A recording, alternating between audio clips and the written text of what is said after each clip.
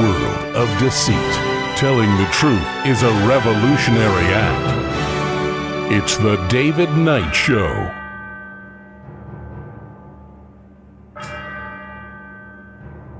As the clock strikes 13, it's Wednesday, the 10th of June, year of our Lord 2026. Well, we're going to pick up today with where we left off yesterday, and that is the disclosure deception. We have Hollywood and government trying to gaslight us again, and this time they're going after God, and so we're going to talk about that. That's important. We're also going to talk about the true significance of Trump's $250 bill to honor himself, and how he is replacing the commemoration of America's Declaration of Independence with self-worship.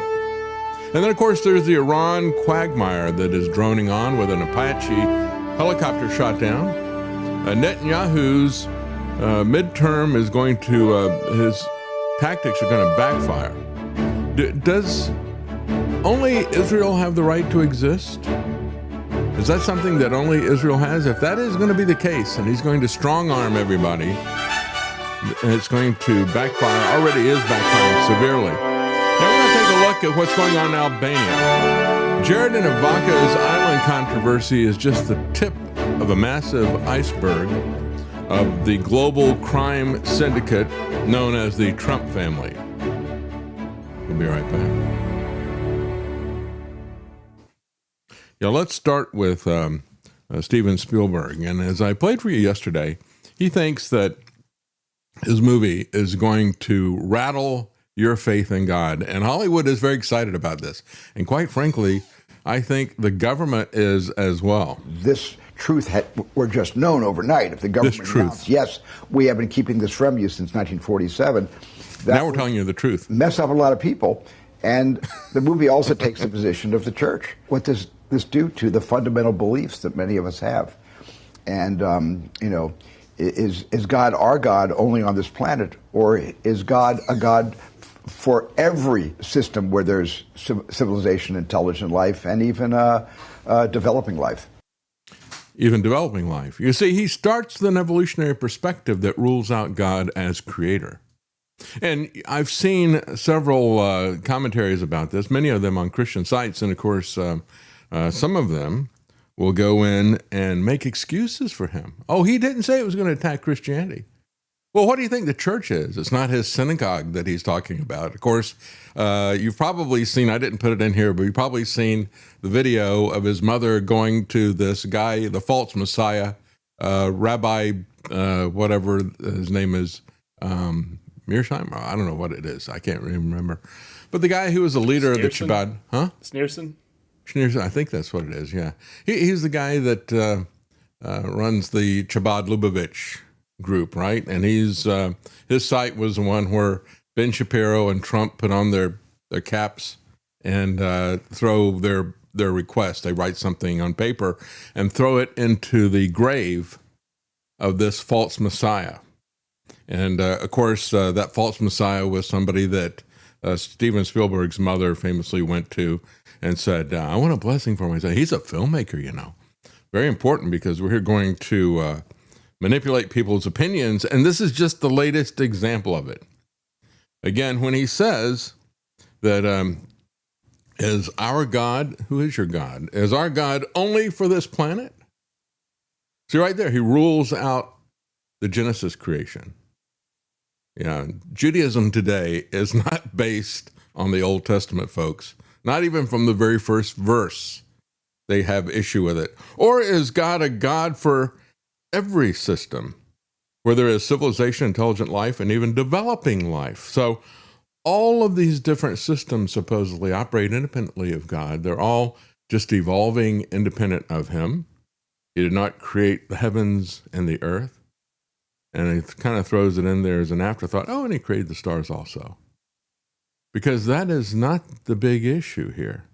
This is a false theology, if ever there was one. It explores the ontological shock and the social dislocation, he says, of discovering that institutions have been keeping secrets from us. Who knew, right? I mean, you think that the federal government is keeping secrets from us? With their national security state, everything is a secret. Everything is a lie. And so that would include this stuff as well. These are the people who have been on the inside of this for the longest time. And now they're going to tell us the truth. You want to believe that?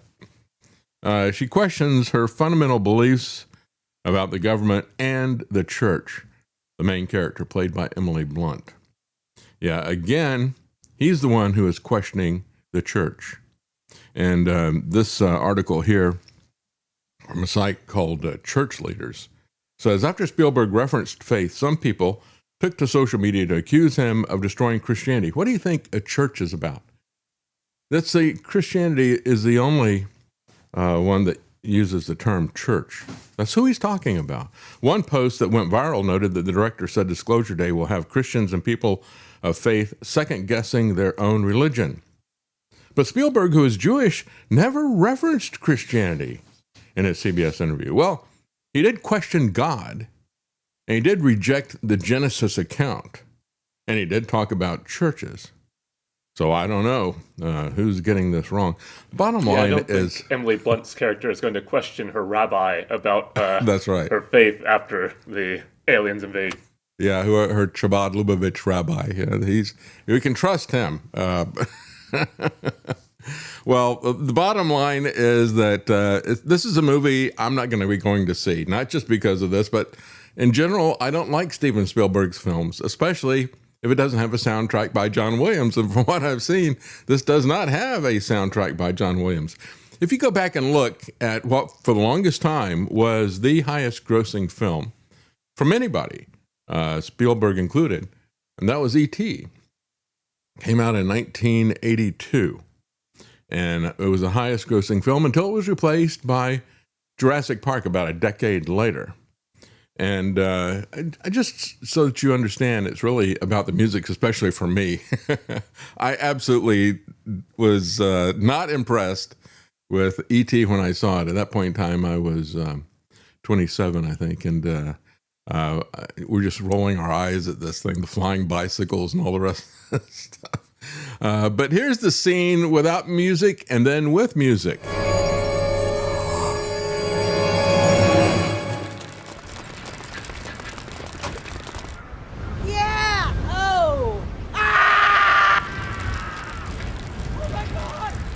Absolutely stupid.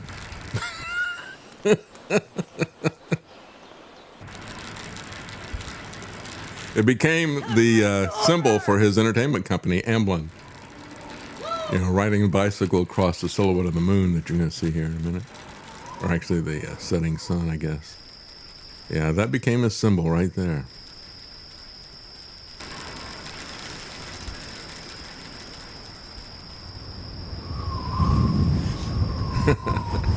Now listen to this when the music kicks in. Spielberg rides the coattails of John Williams. There's absolutely no doubt about it. Okay, here it comes with the music. Same scene.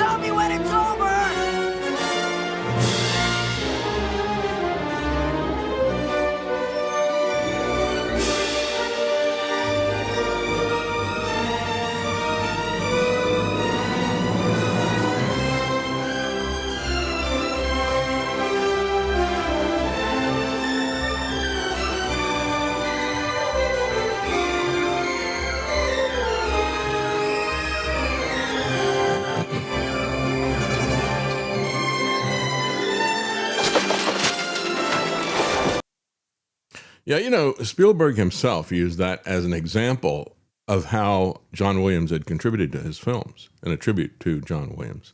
And I looked at most of the Spielberg films. I got to say, I did enjoy Jurassic Park. I thought that was good filmmaking. But most of them, I just go to a dark theater in a hot area that I live in, sit there in air conditioning and listen to the concert of John Williams music. But anyway, Close Encounters of the Third Kind, E.T., the Extraterrestrial. These are not films that I ever really enjoyed. I didn't watch them more than once. Actually, we did watch E.T. a second time with the boys, and just absolutely hates it. And again, Jurassic Park is one of his favorite films, but he absolutely hates E.T. His fascination with the great unknown, he said, began as a child. The actual idea that we've been under observation and are being interacted with is something that I have kind of always hung on to as a core truth. Think about that. His core truth is not, in the beginning, God created the heavens and the earth. That's not his core truth. His core truth is that there's aliens out there. And so what motivated him to write Disclosure Day, he said, was the inequity of information about off-planet civilizations being actually known by some, but not known by all of us. Yet he did know it as a core truth, right? How did he determine that core truth? Well, he says his new movie takes the position of the believers or the curious, the ones that have been certainly deeply affected by this. He says, if this truth were known overnight, if the government announced, yes, we have been keeping this from you since 1947, that would mess up a lot of people. And the movie also takes the position of the church. Again, he's not referencing Christianity, of course, right? And he's not selling you a fictional story. He's selling you the truth that he believes, the truth he's always believed, the core truth of his life. House Oversight Committee's hearings about UFOs, now called UAPs. Why did they have to rebrand it? And just ask yourself that question. What does that tell us? He said, his core truths, here's where he gets his core truths. He said, based on circumstantial evidence of everything I've gathered throughout my whole life, everything that I've listened to, every documentary that I have watched, and these testimonies in Congress, that is the basis for how Spielberg has determined what is true about UFOs. It's absolutely ridiculous. The most ridiculous source is believing Congress. Yeah, that's right. Believing Congress and CIA whistleblowers, people who are operating in these secret programs. That's right.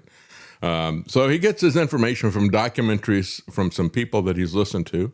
He says he hasn't had any experiences, and he doesn't say that he knows anybody directly who's had any experiences. He doesn't consider the Bible to be a reliable source of information, not like testimonies in Congress. The director refuted the idea that extraterrestrial life forms are aggressive, however. So how does he know that? Is it because he's been watching his own movies? They're never aggressive in his movies. He says if they're going to come to all this way to the earth, I don't believe they would come here to essentially colonize us or to do us harm. Well, why? Why does he think that? What is the feasibility of interstellar travel? I talked about that last week, and there isn't any feasibility for that as well. So he says it's going to raise theological questions, but he has no answers. And he has presuppositions that he has taken from questionable sources. And he rejects the standard of truth, the Bible. Again, ontological shock and social dislocation. In other words, why does he say ontological? Has he been talking to Carl Sagan? Well, no, actually, when you look at it, people will break down the way you analyze information. Ontological, you're looking at, in a more subjective way, I think. You're looking at being and reality versus, they typically contrast it with what they call epistemology, which is where you're studying what we have as knowledge and how that knowledge was gathered and determined. In other words, it's a little bit more analytical, more objective, but he chooses not to talk about epistemology, but ontology. It's really what is it reality or is it just a social construct is what he's talking about. And that's what he wants to do. He wants to say that your belief in God is not reality. It's just a social construct. That's why he refers to this as ontological shock. This guy is a propagandist. Understand where he is. A clip of Spielberg's comments went viral on X. saying it would shake the faith of Christians. Many users push back on that, yet he is setting himself up as opposition to God. I'm creating an ontological shock, and I think it's going to dislodge people from their beliefs in God. He said, one person said, the only people who think the existence of aliens would mess with Christianity are non-Christians who don't understand the first thing about Christianity. They don't understand what we consider to be the standard of truth. They don't understand epistemology either. This is the editor-in-chief of Crisis Magazine who said that. So there's been a heightened debate amongst Christians, some claiming the phenomenon are inextricable with the occult and the demonic. Again, from the people I've talked to, that is the majority opinion. And I agree with that. I think it is, first of all, deception. I think all deception is fundamentally demonic. Last week, you had a cardinal, McElroy, who removed a Monsignor in the Catholic Church from the Diocese of Syracuse. Now, this cardinal, it turns out, has been a big promoter of LGBT. The guy he removed was an exorcist. I guess, when you've got, I guess LGBT doesn't like exorcists because they frequently refer to themselves in the plural. And I've always talked about that. I said, yeah, how many of you are in there? Are you legion? What is really happening in there? So them and they pronouns. So some occultists, however, have historically linked UFO phenomena to sorcery. It's not just Christians who are saying this. Now, you got a magician, Kenneth Grant, a British ceremonial magician, who studied under Aleister Crowley. He attributed the wave of UFO sightings beginning in 1947 to occult rituals that were conducted the year before by NASA rocket engineer Jack Parsons and Scientology founder L. Ron Hubbard. Who knows? Maybe Steven Spielberg can come up with his own science fiction religion. It's a more well-known science fiction writer than Hubbard, certainly. That's right, yeah. Last month, a group of charismatic pastors raised eyebrows, and they said they'd had a meeting about UFOs with U.S. officials who reportedly warned them to prepare the churches for this kind of shock that Steven Spielberg is trying to push through. Just understand that government itself is occultic. The national security state is occultic. Literally. That means hidden. When they do things in secret, when they do things in the dark, as far as I'm concerned, I personally regard the CIA and all these different agencies in the same way I would a secret society. And of course, John F. Kennedy was talking about these secret societies just before he was assassinated. It doesn't have to be something that is necessarily centered around the occultic, but look at the long history of the CIA and Russia and their Russian intelligence agencies and so forth. Look at how they got into remote viewing, into drugs, pushing drugs on other people, thinking that it was opening up all kinds of hidden knowledge to them. Folks, that is the very definition of occultic. They don't have to go around in robes and all the rest of this stuff to be an occult organization. They simply have to believe they've got hidden knowledge and that they can do these supernatural things, and they do believe that, as I pointed out last week. So U.S. officials reportedly warned them to prepare their churches. Again, there's no question that the American government is occultic, because the highest level of the American government is this very secretive, dark organization that's got a black budget that you're not allowed to see and all the rest of this. And when you look at what they do, how demonic and satanic do you have to be to overthrow governments, assassinate people, and create wars? To me, that is demonic and satanic, their goals and their actions. What they do and the money that they spend is all secretive. It's all hidden. It's all occultic. And they embrace the things that everybody recognizes as being occultic. So as all this is happening, we have this guy that is, News Nation continues to refer to this guy as a whistleblower, Dave Grusch. He's a CIA guy. Yeah, you can have a CIA whistleblower. I mean, I've talked to John Kiriyaku many times. If you're a real CIA whistleblower, folks, they'll kill you or put you in jail. This guy is not having any of those things happen to him. For decades, the American people have been treated like children, told that there are government secrets that they don't get to know, said Representative Eric Burleson, Republican from Missouri. This is the same guy that called the pastors together that created that stir about all that stuff. But yes, we've been treated like children, and we're not allowed to know virtually, whenever they want to hide something from us, they just say it's national security. It's not just about the UFO stuff. If you're concerned about that, Representative Burleson, why don't you start releasing information about some of this other stuff? Virtually everything that is hidden with national security is not about a nuclear weapon that we don't want people to have or anything like that. It's typically stuff that's going to protect their jobs, or it's going to protect some crime that they are engaged in. He described what he called a Tom Clancy-style dead drop of information coming into his office, saying, nobody should be afraid to provide information to Congress. Well, let me just say this. Congress should not be afraid to provide information to the American people. If you've got something you think we should know, read it on the floor.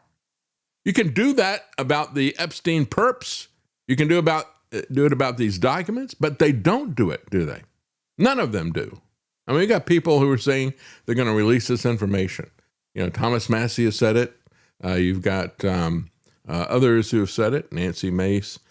Just do it. Do it or shut up. I'm tired of that. Is it going to be genuine, or is it going to be manufactured intrigue that they're doing out here? Lawmakers also stress this is not just about potential evidence of extraterrestrials, but a question of whether Pentagon is spending money and whether it is avoiding congressional oversight. Bingo. That's it. Follow the money. It's usually about the money. Former intelligence officer Grusch told News Nation he's claiming the government has recovered vehicles of non-human origin. Is this a problem for Christians? Well, no, actually, it isn't. The people, again, as one person said, these are non-Christians. I would say they are non-readers of the Bible. They don't know the first thing about it. When you look at situations in the Bible, you have over and over throughout the Old Testament, through the New Testament, when Jesus is resurrected, when they have spiritual bodies, you can see them, but then at the same time, they can do things that typically we think of as being something that would be immaterial, a ghost or a projection or something like that. So they can sit there and you can touch them, you can watch them eat, they can interact with people, and then they can just disappear, walk through a wall or something. That is what we see described in the Bible. And when they talk about the fact, there's got to be all kinds of extraterrestrials, well, of course there are. There are, God himself is not of this earth, and neither are most of the creatures described in the Bible. Why would that cause anybody to question the Bible? As a matter of fact, when we talk about angels, we're really talking about a job description.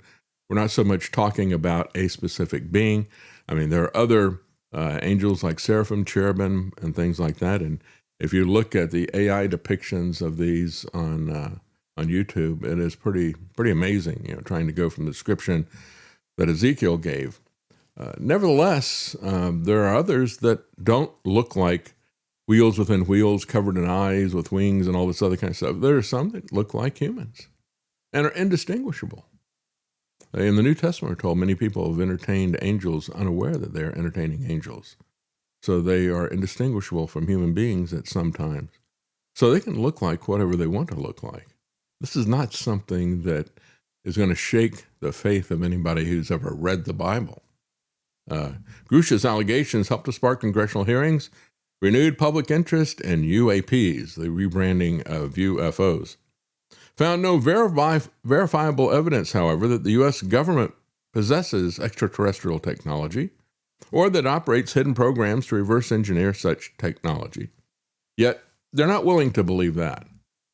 And this is just like the Republicans questioning the elections. It doesn't matter what evidence they get. They're not going to believe any of it unless it confirms their presuppositions. That's the same thing we're seeing with the people with the UFOs that are out there. As a matter of fact, Tim Burchett here in Tennessee has been one of the big pushers of all this. He said, if lawmakers toured Area 51, all they get is a T-shirt because the government would move everything else. Well, yeah. And guess what? If you went to Fort Knox, that's all you'd get as well, as a T-shirt. They move that gold. They hide everything from us. You're not going to audit the Fed either, are you? This is, again, it is a distraction. Go audit the Pentagon. They've never passed an audit. And the people who tried to audit them got a missile through their window for their trouble. Audit the White House. Everything the government does is a secret. This is no different from anything else. As a matter of fact, there was a great article on LifeSite News, and they were attacking some podcasters as well as a lot of what they call, I think, Big Catholic Incorporated. LifeSite is a Catholic site. They do not shy away from questioning things that are not consistent with their beliefs, however. And so there is EWTN, which I think is Eternal World Something Network. It's a Catholic cable thing, as well as a program called Catholic Answers. Both of them, they said, have fallen for the alien deception, along with Matt Walsh from Ben Shapiro's Daily Liars. I guess somebody should ask, Matt Walsh is the guy who did the documentary about what is a woman. Somebody should ask him, where is his source for all this? What is an alien? Well, it's reminiscent of the COVID media blitz, says LifeSite News, and I absolutely agree with that. Whenever you see some kind of a media blitz like this, your spidey sensors ought to start tingling. It ought to be a warning for you. Matt Walsh says, I've been a UFO believer for so long. Again, these are people who want to believe in this, and they're going to try anything they can find to shore up that belief. Conservatives, he said, tend to be more religious. They think they can't believe in aliens because it would call their faith into question. Well, no, again, as I said before, God is an extraterrestrial. You have seraphim, cherubim, angels, demons, on. And I'm sure there are many more that aren't even mentioned because they don't necessarily interact directly with us. Catholic authors who promote extraterrestrials, they said, have been on the podcast circuit. One guy they pointed out was the late Paul Thigpen in his attempt to normalize alien belief for Catholics. They have podcasters like Lila Rose, who has been really strong in terms of opposing abortion, but she's falling for this. She has platformed extraterrestrial promoters with no opposing interviews.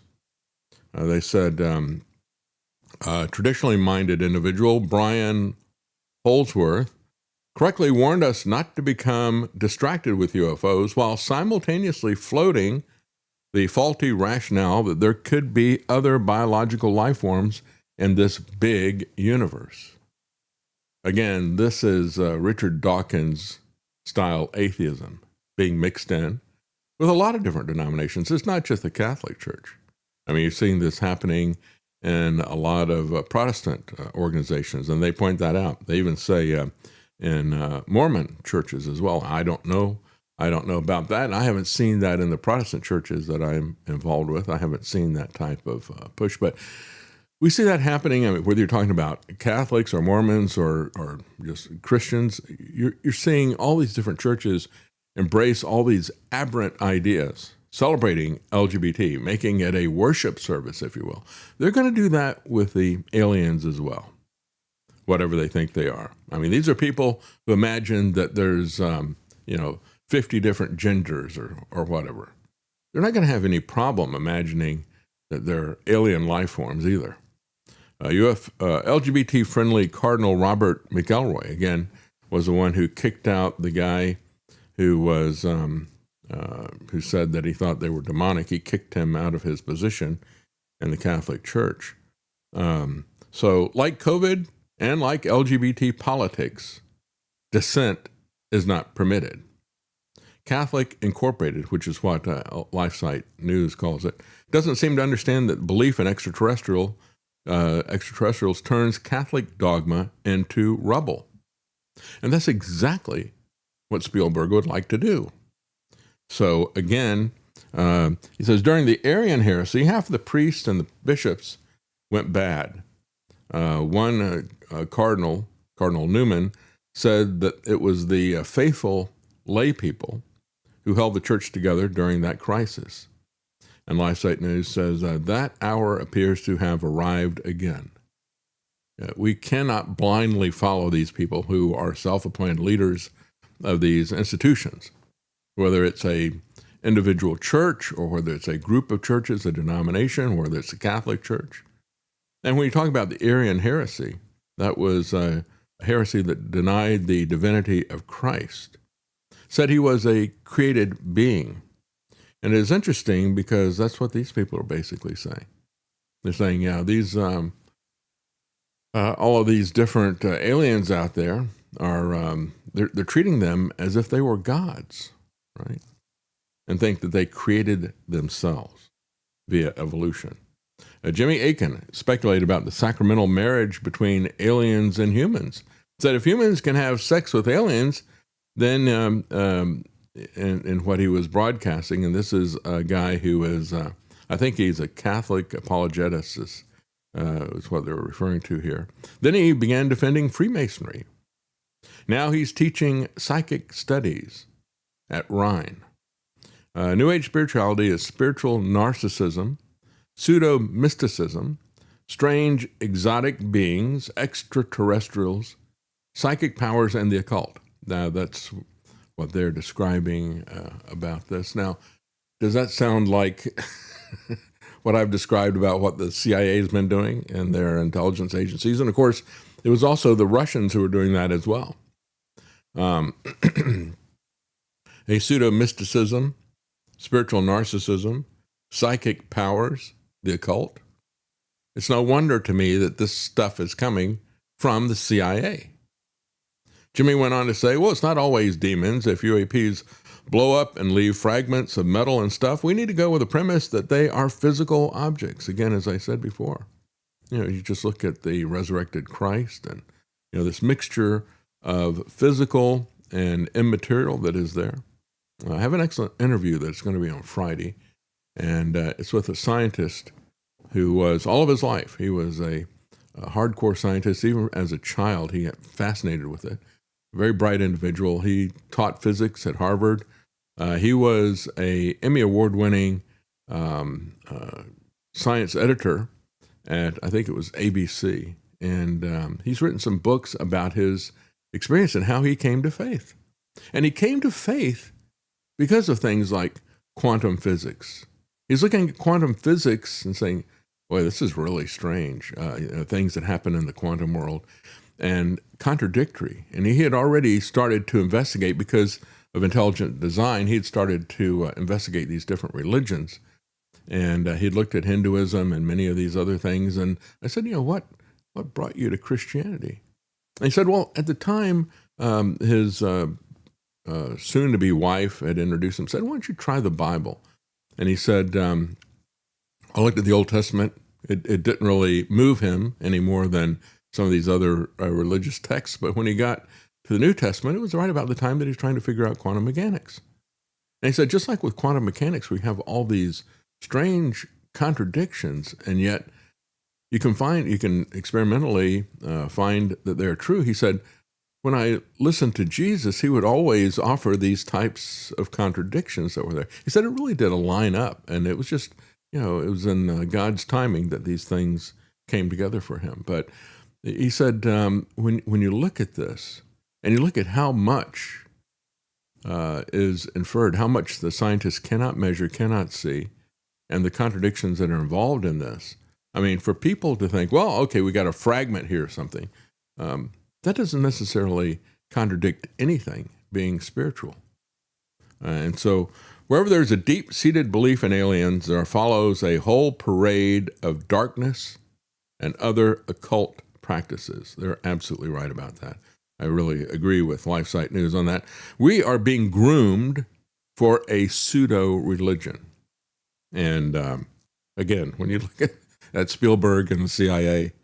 Be careful about that. His movie premieres this Friday.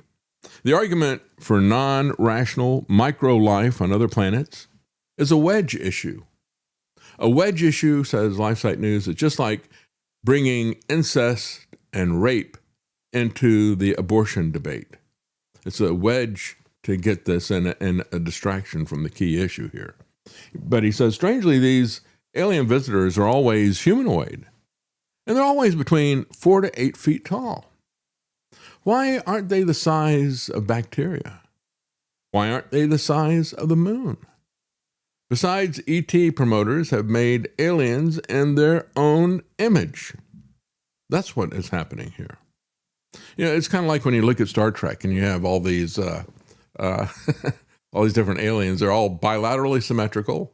They have 2 arms, 2 legs, and that type of thing, because they have to use actors. But still, it's just the way that they imagine all this. And again, they are making the aliens in their own image.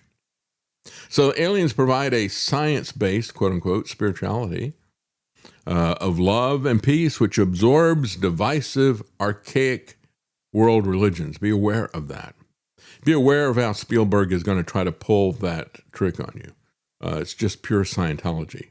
It's going to be science-based spirituality, and it's going to get rid of these horrible religions that are very divisive and archaic. Aliens, by the way, are also superior. They taught Jesus to bend the laws of physics. They taught gurus how to open their chakras. Humans can communicate with ETs via CE5 meditation. I had to look that one up. Turns out that CE5 meditation is something that was created by Stephen Greer. You're going to see his name over and over again if you look into this stuff. Stephen Greer is one of their main sources. He has created his own little group, again, a little pseudo-religion. That's where they have the CE5 meditation. I've seen Stephen Greer has been repeatedly platformed by Alex Jones, because Alex is repeatedly into all of this occultic stuff. You know, we came here from the stars and we're going to go back to the stars. We're made out of stardust and all this other kind of stuff. It's disgusting to watch it. But Stephen Greer is somebody that he's had on multiple times. And he's pushed a lot of this New Age stuff, Alex Jones has. So the Bible is outdated. ET deniers are uneducated and they don't follow the science. Yeah, how many times have we heard that over and over again? That's why this interview on Friday, I think, is very important for people. When I talked to him, and we talked a good while after the interview, as a matter of fact, I wish we hadn't stopped it when we did, but he said, this is his personal testimony. And he said, I know a lot of people out there saying, well, I don't really need to see this documentary because I believe the Bible. I always have believed the Bible, and I just believe. He said, well, you might want to be able to give a reason for the hope that is in you. You might want to do that because the Bible tells us to do that. When people say, I don't understand why you believe, that's not much of an answer to say, well, I just believe, I always have believed. He said, if you look at how he has come to this in terms of not seeing a contradiction, they always like to set up this false dichotomy. We have science over here, and we have faith over here, and all you people of faith, you've invented God just because you don't understand how things work. We understand how things work. Well, it turns out, this guy points out how science really doesn't understand how things work. Whether you're talking about cosmology or many of these other physics issues, quantum physics and things like that, they really don't understand that. They really don't. And so anyway, conspicuously absent, says LifeSite News, are Jesus' words, I am the way, the life, and the truth. No one comes to the Father except through me. All non-Christian religions either promote or allow for belief in aliens, including Islam, Hinduism, and Buddhism. Mainstream Protestant denominations, says LifeSite News, are open to aliens. Well, they're open to LGBT and all kinds of crazy heresies. Mormons and Seventh-day Adventists promote ET belief. I've not seen that, so I can't speak to that. I'm just telling you what they're saying. So don't write me and say, well, I'm a Seventh-day Adventist and I don't believe in ETs. That's good. Catholicism and pockets of evangelical Christianity represent the last line, they say, of defense against belief in aliens. ET promoters say the Catholic Church doesn't have a formal position on extraterrestrial life. However, what they fail to say is that there's no magisterial statement that says the Church has no position on non-human incarnate rational creatures. I would just say that for me, my standard is the Bible. It isn't any institution anywhere. And when I look at that, I don't see any contradictions with anything that's been observed, but I see contradictions with their theorizing about alien life evolving on other planets. And again, if God didn't create it, then did God not create us? Is the Bible a lie? No, I'm going to look at I'm going to go with the Bible. It has a lot of historical, archaeological, and many other proofs that are self-evident in it. Not to mention the prophecies that are there about the Messiah. And we're getting away from that as we focus more and more on this political entity called Israel today. It's not the same as Israel back then. And that's one of the key things. That's one of the key proofs of the Bible, were the prophecies. So did Christ die for aliens? Were they created in God's image? These are all questions that, again, if you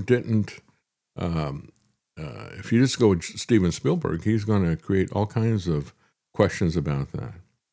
As a matter of fact, they even have a table. It's an excellent article from LifeSite News. I'm not Catholic, but I think they addressed this issue pretty spot on.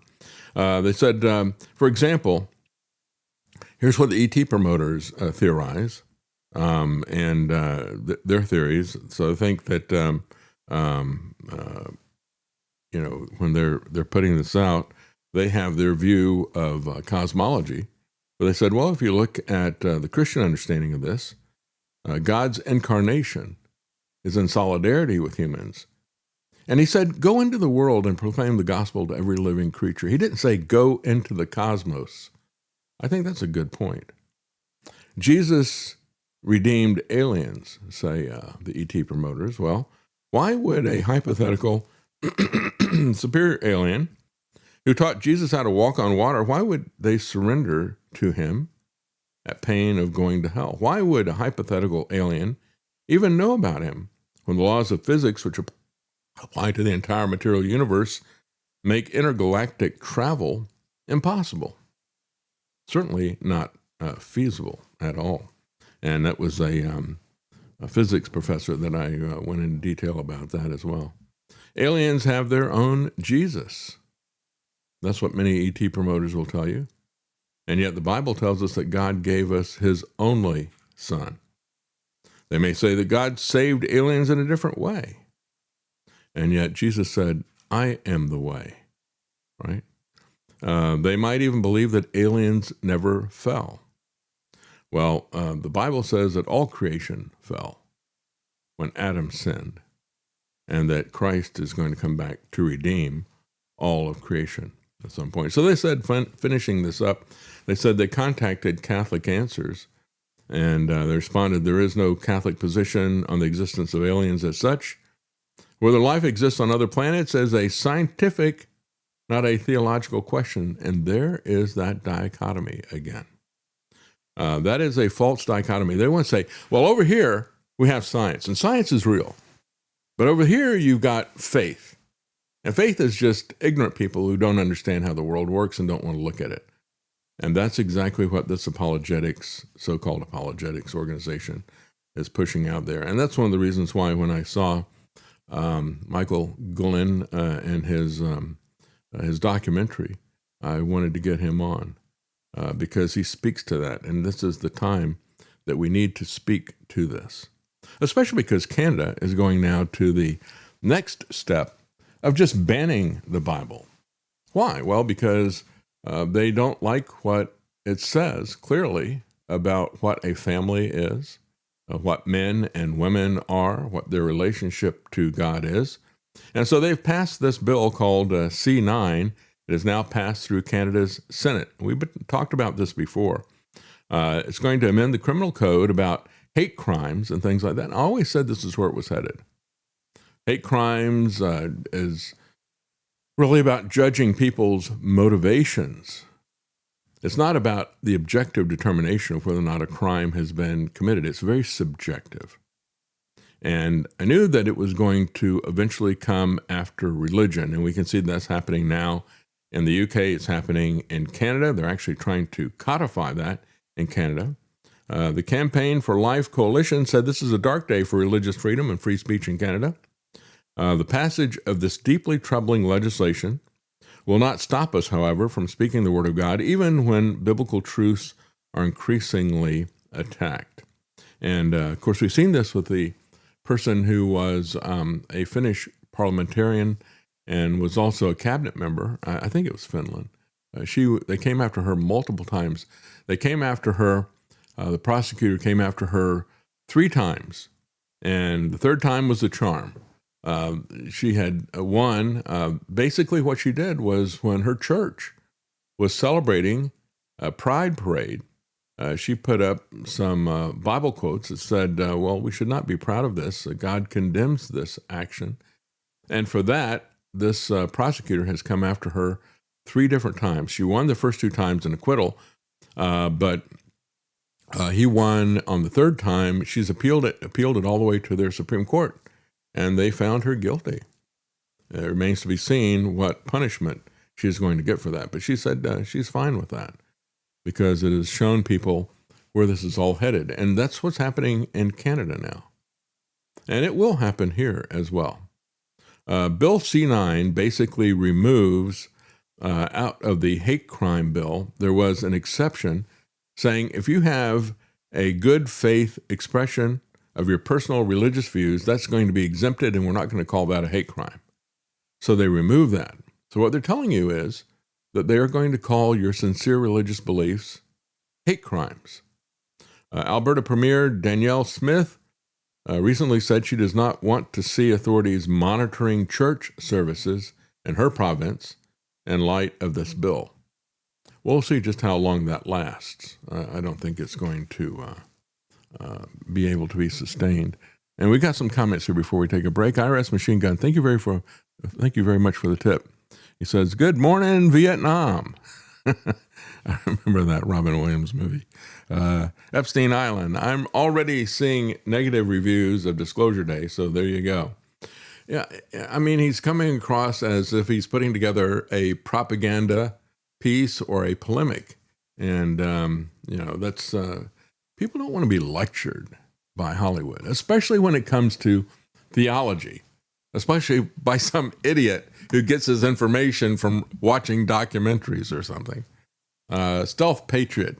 E.T. turned me into an apostate.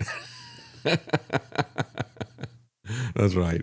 It certainly helped Reese's Pieces, though. I mean, their stock went up 65% when E.T. came out. They made that famous. Hedge 88. Spielberg movies have become unintentional comedies. That's right. Stealth Patriot. You can play the music and do without the flying bicycles. That's right. I can play John Williams' music and do without the movies. The only one, like I said, that I really care about is Jurassic Park. I thought that was pretty good. The technical director says, the Front Porch Media, the technical director and paleontologist for Jurassic Park, Jack Horner, is on the Epstein list. Oh, well, that's interesting. It is interesting. It really is. But, the other thing, too, about Jurassic Park, and again, this was a story that was by, what is the guy's name now? The author. Michael Crichton? Yes, thank you. Michael Crichton came up with that idea. Steven Spielberg did not come up with that idea. And Michael Crichton, I've talked about this in the past, his whole thesis that he had, and the reason that he wrote the book, Jurassic Park, was because he wanted people to look at this and say, well, just because you can doesn't mean that you should. You know, the statement that he has Jeff Goldblum character say in the movie. And he was very concerned about how rapidly people were moving towards genetic engineering and modification. And he said, the technology is moving very rapidly, but people are not talking about the consequences. So that's why Michael Crichton wrote the novel, and he was very explicit about that in the introduction. And yet, when you see the movie, you come away with the idea that the genetic modification, and they have pushed this as well with CRISPR, Oh yeah, we're going in like with a scalpel, and we're identifying this little rung of the DNA ladder, and we're going to change that one and put something else in there. It's not that precise. And now that they've got a different technique, now they tell you, well, CRISPR really wasn't all that accurate, And so when are they going to tell us the truth about this one? It's always like that. It's like a jobs report from the Department of Commerce. It's always or labor that does that. Yeah, they always adjust it when the next one comes out. It's funny how the story about warning people about genetic modification has been the thing that people think of when they think of good genetic modification. Even it reminds me of the "Don't create the torment nexus" meme. It's finally scientists have invented the torment nexus from the classic sci-fi movie "Don't Create the Torment Nexus." Yeah, exactly. They're really using Jurassic Park now to sell all this genetic modification. You got a company out there that is dedicated to, first of all, bringing back the mammoths, right? And I think they've actually got that in the title of the company. I don't remember the exact title, but Alien Poop Evolution. But, all the connections in Hollywood, that does seem like the one prayer that the Chabad false messiah could grant is make me a well-connected director in Hollywood. Yeah, he doesn't have to ask God for that. He can pull the strings himself. Alien Poop Evolution says, who created the aliens? Rocks don't produce life. That's absolutely right. It's so funny when you look at these pronouncements and say, oh, we found water in such and such a planet or something like that. Well, if they really did find water somehow, and again, the question is, how did you determine that? Can you see it? If they really did have water, as I said before, water is necessary but not sufficient for life. I'll never forget going to the British Museum with Travis and Lance, and we saw the desk and all the equipment that Charles Darwin had. And he didn't even have a microscope. He had a magnifying glass that you hold in your hand. And I said, no wonder he thought that if he left water around and it got stagnant, and after a while he starts seeing things moving around in it because he's got so many bacteria that you can actually see it at that point. And he thinks it is spontaneous generation, that the water is giving birth to life spontaneously. And I said, that kind of ignorance is still being propagated by organizations like NASA out there telling you, we found water, therefore there's life on this planet. It's like, no. And it also makes me think of the, test the spirits to see if they be from God. Finding bacteria on Mars, for instance, isn't going to shake anyone's beliefs. But that's not what these UFO things are always about. It's always some pseudo-spiritual thing, like this comet that's coming up is talking about. That's right. Yeah, it's usually something that is 4 to 6 feet tall, bilaterally symmetrical. Doug did 007. I watched a documentary that found the one thing that people who claimed to have alien encounters had in common was that they had all dabbled in the occult. Ouija boards, tarot cards, etc. Yeah, I agree. I've seen that as well. And I've heard that from other people as well. And again, I can't say that all of them have had that, but the vast majority of people who have been interviewed like that, they have, especially the ones who've been abducted, say that they were abused. They were all messing with, so far, the ones that they have checked on were messing with the occult. He also says, our government has been priming us to believe that aliens are real for decades, so I think you're right. Many will be deceived. Yeah, they want to believe it because it's not just the government, it's also Hollywood. You go back to even The Day the Earth Stood Still. I really enjoyed that film, but I rejected its cosmology and its theology, and it was selling you a theology, no doubt about it. They tried to present this as, the guy who comes to Earth with Klaatu and so forth, and he talks about the great spirit, that is out there. So they were giving you a cosmology, a theology that, there is a God over the entire universe that's even over these aliens and over these aliens that look like human beings. But the guy had been shot and he was dying, and there was no question about, well, what happens after this alien dies? Has he lived a perfect life? Is he in a relationship with God? Or does he need a savior? Yeah, go into all the world, not all the cosmos. and tell people the good news about Christ. Ibu says, if there are aliens, why don't they just come out and show themselves? Why so secretive? That's right. Patty Wax, people who would never read or study the Bible will endlessly give their opinions on God. And they'll make movies as well and give us their opinions through movies. We're going to take a quick break, folks, and we'll be right back.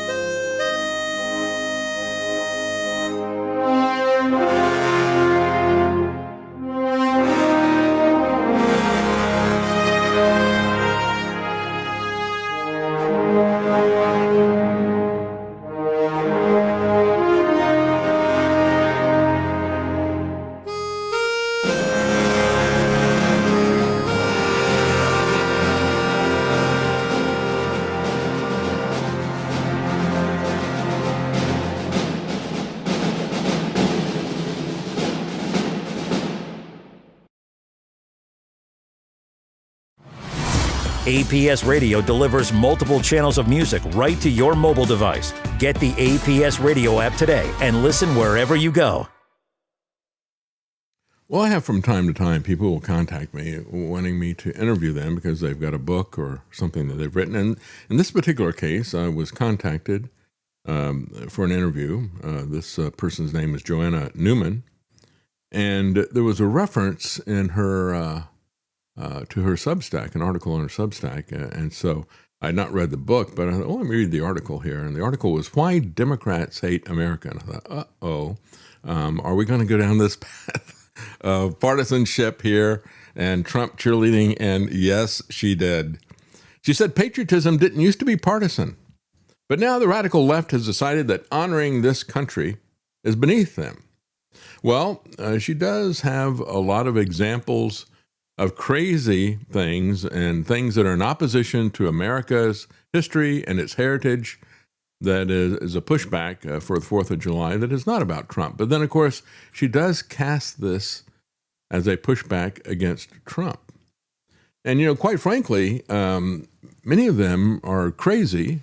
Some of them are right. We do have a president who thinks he is a monarch.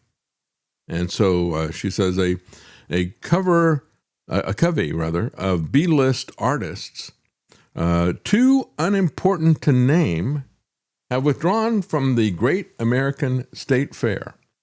Well, I got to ask, if they are so unimportant and you don't even want to name them, why did Trump pick them in the first place? He must have wanted them to perform. He was very offended when they canceled on him, and he had, out of the 9 acts, 7 of them canceled, and said, this has become all about Trump instead of about our country and our history and our heritage. We don't want to have anything to do with that. And so then he said, all right, fine, I'm just going to cancel the whole thing, and I'll just do a speech myself, or maybe I'll sing, because I can pull in a crowd that's bigger than Elvis. Ali Velshi, she writes, an MS Now host who calls himself a Kenyan Muslim and who became a U.S. citizen in 2015, recently said he feels a, quote, deep unease in terms of celebrating America's 250th anniversary of its democracy. Why? Because of a history of racism. His evidence, the Supreme Court is allowing redistricting. Maybe we should make the citizenship test harder. Yes, the left is crazy, folks. But I've got to say that I've got a real issue in terms of celebrating where America is right now. Not our history, but where America is right now. The same Ali Velshi who in 2020 claimed as fires raged and buildings burned behind him in Minneapolis that the protesters are not generally unruly. Well, now we have the right also is unhinged. They can't say that Trump is mostly peaceful. They can't say that Trump is mostly constitutional. Trump is as unhinged as this guy, Ali Velshi, and he is unattached to America's founders or the values that America's founders put in, as well as the rule of law. And I got to say that his supporters are even more so. She goes on to say the Washington Post was apoplectic recently that Congress might allow Trump's image on a new $250 bill for the holiday. Why isn't she apoplectic about that? It got me very upset as well. CNN's Caitlin Collins upbraided Treasury Secretary Scott Bessent with a comment designed to shame the administration into abandoning patriotism. Wait a minute. Now we're defining patriotism as putting Trump's picture on the $250 bill. Which is against the law. Which is against the law, only if you violate the law of the United States. Yeah, it will eventually happen. They will either change the law, which they're already trying to do, or he will die, and then they will do it to honor him so they can ride the bandwagon for people like this. But yeah, abandoning patriotism. Do you think it's politically that it's a good idea to put his face on a $250 bill when people are struggling to afford gas and groceries? That's what Caitlin Collins said. Again, that is a non sequitur. But it does speak to his created inflation. And he just said this week that, yeah, we were doing great, but I said, well, I've got to take a turn. I've got to go do this thing, and it's going to trash the economy, it's going to create inflation, but I'm okay with that. And Americans are just going to have to pay for it. Remember when we criticized Biden for doing that? Oh, it's going to be a lot of pain, but yeah, it's going to be better because we're going to start to wean people off of fuel and a life that is based on cheap, available energy. It's not only the quality of your life, but it is the life expectancy is dependent on cheap, abundant energy. Biden was going to take that away from us as a deliberate policy. Did Trump do that deliberately as well to crash the economy, to create a global depression and a world war? That is the issue. But he decided that he was going to ramp up inflation because we needed to do it for Israel. You could attribute all this to anti-Americanism. You could attribute it all to Trump derangement syndrome. Now we've got her pegged right here. That's how pathetic this always is. They always resort back to that. That's their explanation for everything. These are the people who equate patriotism with putting a living president's picture on the currency, the current president's picture on currency. That is the opposite of everything the founders of this country were about. They would have denounced him as a monarch wannabe, but he has actually acted that way by his executive orders and his fake emergencies to enable his executive order. So yeah, let's talk about the TDS, the 4D chess. There's a lot of different Ds in this. It's not just the derangement of the left about him, how much they hate him, but it's also the delusion of his followers who love him so much.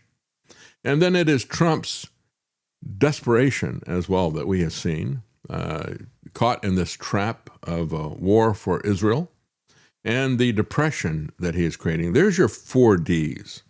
Delusion, derangement, desperation, depression. It's all right there around Trump. She says, I think this goes deeper than Trump derangement syndrome. Their calling card is the demonization of MAGA and the cause of power. Really? She is now rallying around your tribal identity. Oh, they're not just coming after Trump. They're coming after us. How many times have we heard that as well? The New Yorker recently published a piece attacking patriotism. The piece concludes, excessive national pride can debase the nation. Did the New Yorker stumble into something that is actually true? I think that is true, quite frankly. God hates pride, and he hates a haughty spirit. and pride does go before a fall. And that applies to nations as well as to individuals. That's why, when it was a non sequitur for me to talk about Pride Month. I mean, what the people are proud of is not even an achievement. They're proud of their rebellion to God. But God doesn't like pride even about something that is positive. In New York, Mayor Mamdani has banned all gatherings of more than 20 people for 4th of July. So, as the America 250 organizers have arranged a ball drop in Times Square, as July 3rd turns to July 4th, the ball can drop, but there will only be cameras on hand to witness it.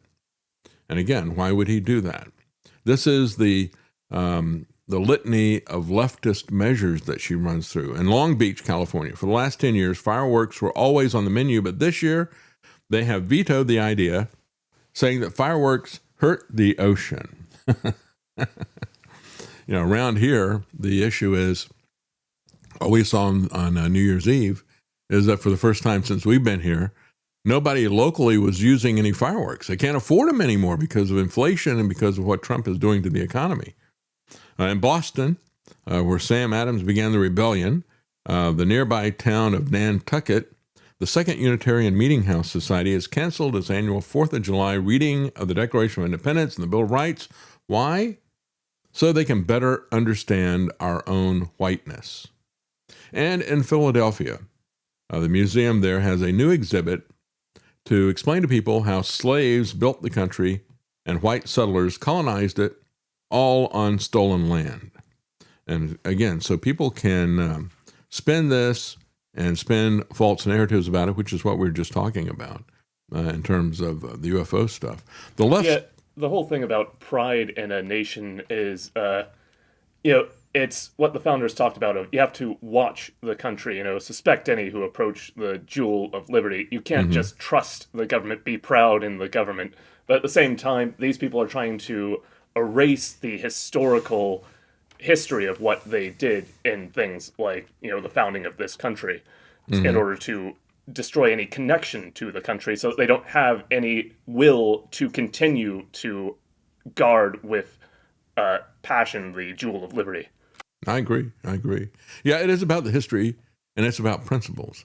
But, we can get into a situation where we get so obsessive with flag etiquette and stuff that it starts to me to look like some kind of occultic ritual, like a religious ritual.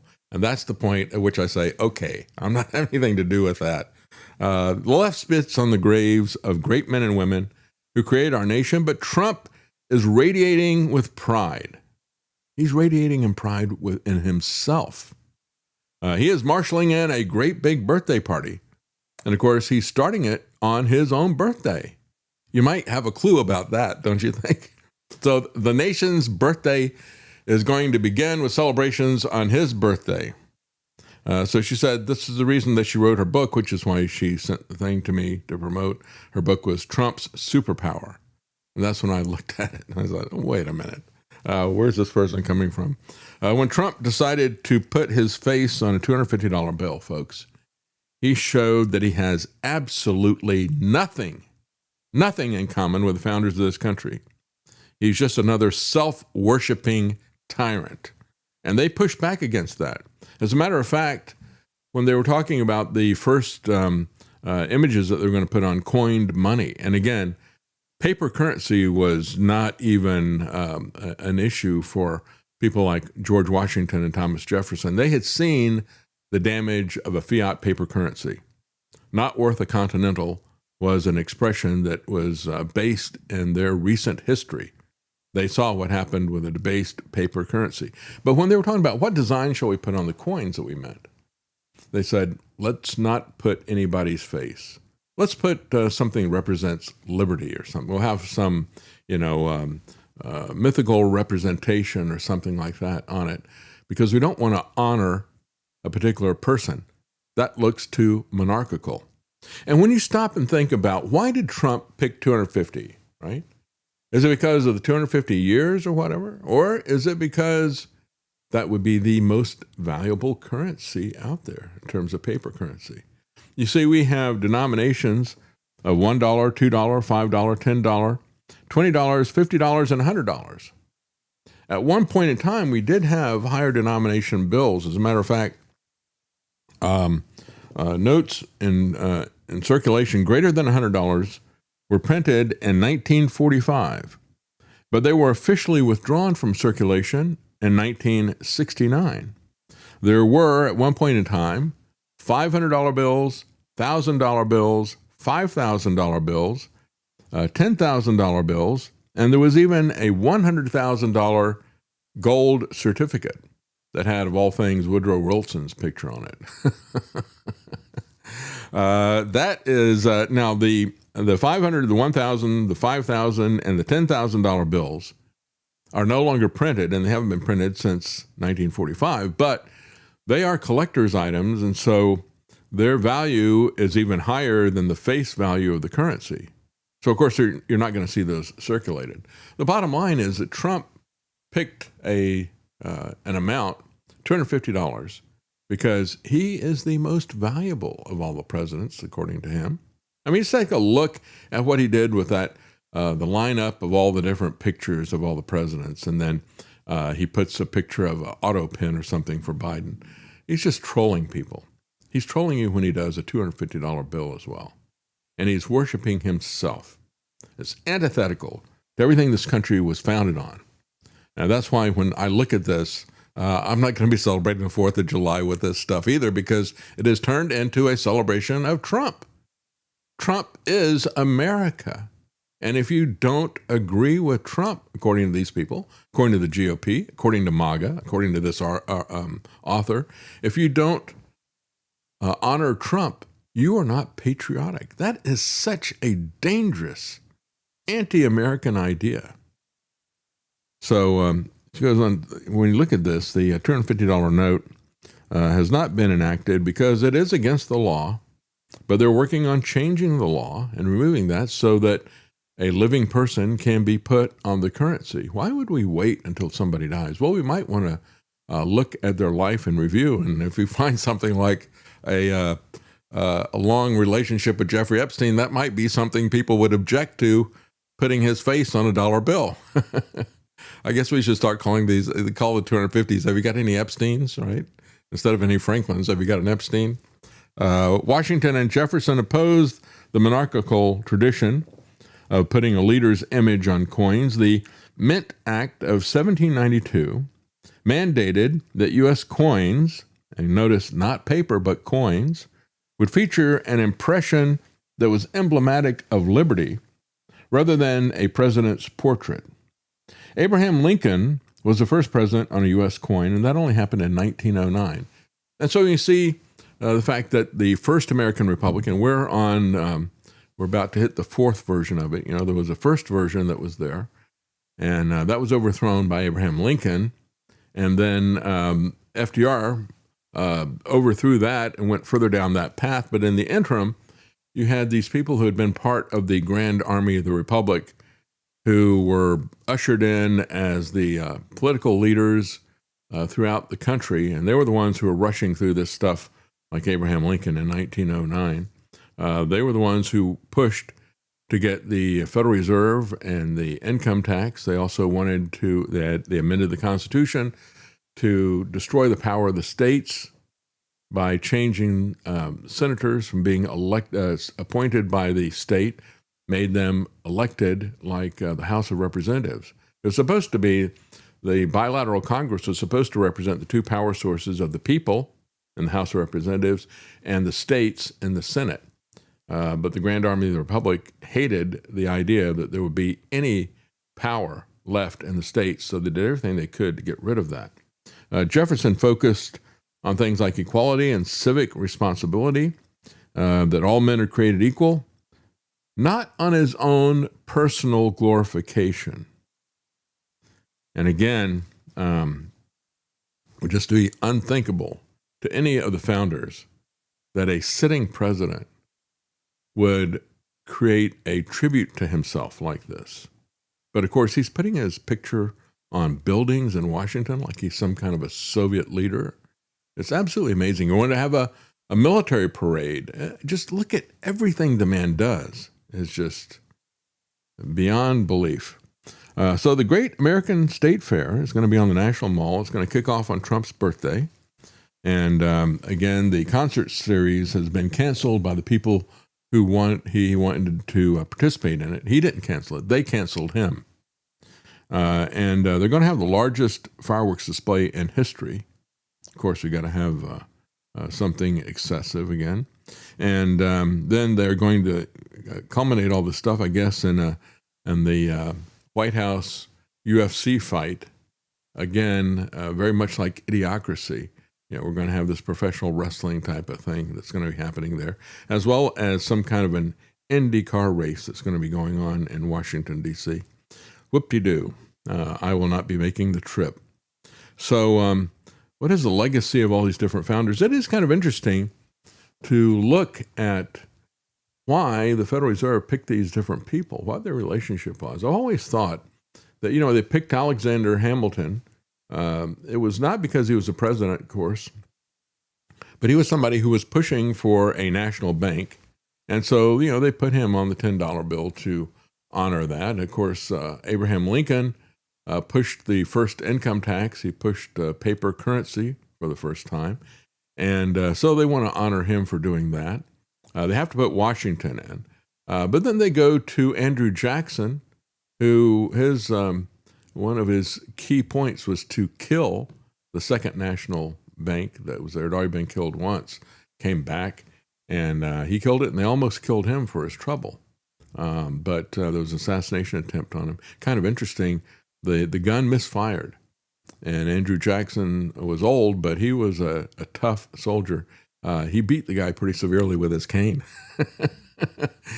And decades and decades later, they pulled this gun out and said, I wonder why this thing did not fire. It was still loaded, just as they had picked it up. They pulled the trigger and it fired right away, which is kind of interesting. But yeah, they tried to kill Andrew Jackson, but he killed the bank at that point in time. So then I guess they put his picture on some paper currency to kind of take a victory lap. And then when you look at Grant and why he's on the $50 bill, Grant was the one pushing for a gold standard, and he wanted to have the currency backed by gold, and that created controversy because a lot of people wanted to have the bimetallic standard and silver, and so there was a lot of people who were agriculture interests who wanted to have silver, and William Jennings Bryan said, "You're not going to crucify this country on a cross of gold," to paraphrase him. And so that created a bit of a controversy around the money. So, of course, they put him there. They did not put FDR on. I think they did put him on one of these really big bills that are not in circulation. But FDR took us off the gold standard, and so did Richard Nixon in their own ways. But it's a big difference between sound money and fiat currency. Sound money is coinage. They were not creating something that was going to be backed by something. And when you stop and think about it, even if they were to back the money by gold, like Grant wanted to do, what you're looking at is basically just kind of an early form of derivatives. The same way we look at ETFs or tokenization or things like that. Why not have just the real thing in your possession? And of course, you can do that yourself. You can contact Tony Arterburn. You can go to davidknight.gold. That'll get you in touch with Tony Arterburn. You don't have to. When I think the other aspect of the Trump 250 was really kind of a hat tip as to what he's going to do to the value of our money, because he figures it's going to be something that is going to be utilized quite a bit. People are saying that it is going to be utilized by drug dealers. That's one of the reasons that they gave for taking the larger denominations from $500 up, taking them out of circulation because they're being used by organized crime and drug dealers. And people have said that about the $250 bill. But I think it won't be long before we have to use it for regular things if we start to see this kind of inflation happening. I think it'd be a fitting tribute to Trump for the inflation that he's kicked off if we get into hyperinflation to see that it's a common currency that is out there. So anyway, in 1816, Thomas Jefferson wrote to John Taylor. He said, "I sincerely believe that banking establishments are more dangerous than standing armies, and that the principles of spending money to be paid by posterity," It's called a debt. Under the name of funding, is but swindling the future on a large scale. What would he say about $40 trillion in debt? Yes, it is swindling the future. And guess what? The future has arrived. You and I have been swindled with all this stuff. And there's no question about it. We're going to take a quick break, folks, and we'll be right back.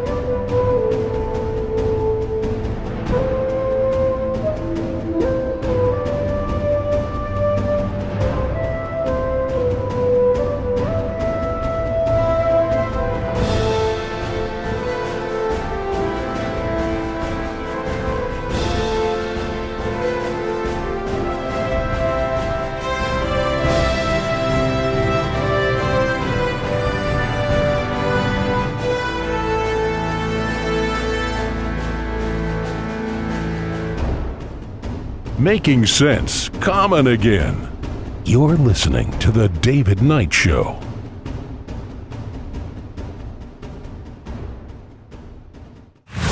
If you like the Eagles, On a dark desert highway, the Cars, and Huey Lewis in the News, they say the heart of rock and roll is forbidden. you'll love the Classic Hits channel at APS Radio. Download our app or listen now at apsradio.com.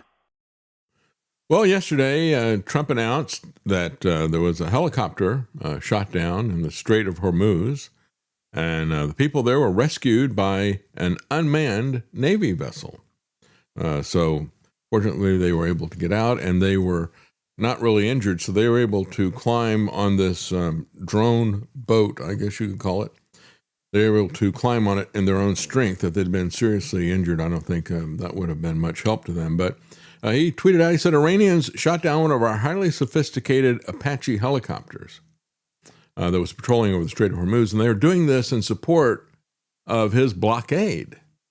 Again, barging in, fools rush in where wise men fear to tread.